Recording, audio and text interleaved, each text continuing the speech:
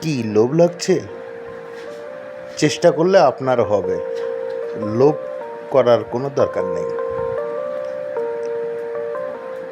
এরকম আঙুর আপনারও ছাদে ফলতে পারে। শুধুমাত্র একটি ক্যারেট, তাতে কিছু মাটি, একটি আঙুরের চারা সংগ্রহ করে লাগিয়ে দিন আর অল্প যত্ন নিন। ফলাফল আপনিও পাবেন। যেমন আমার এই দুটি গাছে 22 থোকা আঙুর হয়েছে, সেরকম আপনারও হবে। চেষ্টা করুন, সফলতা আসবে।